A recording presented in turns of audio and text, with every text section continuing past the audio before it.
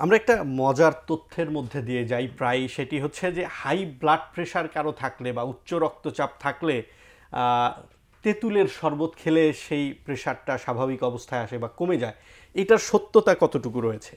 আসলে এটা কোনো সায়েন্টিফিক কোনো ভিত্তি নেই। আমার কাছে কয়েকদিন আগেও একটা পেশেন্ট এসেছিল যে তার প্রেশার ওষুধ খান, আবার বলে আমি তো তেঁতুলের রসও খাই। তখন আমি তাকে বললাম, আচ্ছা এক কাজ করেন, এটা তো আপনি নিজেই আপনার উপর একটা স্টাডি করতে পারেন। আপনি 15 দিন টোটালি প্রেশার ওষুধ খাবেন না, এই 15 দিন শুধু তেঁতুলের রস খান, দেখি আপনার প্রেশার কেমন কমে। আর অন্য 15 দিন না হয় শুধু ওষুধ খেলেন, দেখেন আপনার কোনটাতে কাজ হয়।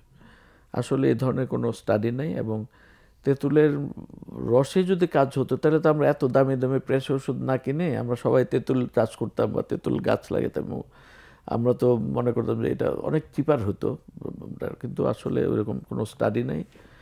এবং তেঁতুলে কি থাকে, ভিটামিন সি জাতীয় জিনিস থাকে, এগুলোতে হয়তো উপকারিতা আছে ভিটামিন সি এর, কিন্তু ডাইরেক্টলি প্রেশারের ক্ষেত্রে ওইরকম উপকারিতা আমার জানা নেই এরকম। ডেফিনেটলি। তবে আরও একটা বিষয় এরকম রয়েছে যে গরুর মাংস খেলে প্রেশারটা হঠাৎ বেড়ে যায়। এটারই বা সংযুক্ততা কতটুকু রয়েছে সেটাও একটু জেনে নিতে চাই। এটা এটা কিছুটা বোধহয় রিলেশন আছে, যেহেতু কোলেস্টেরল হাই থাকে।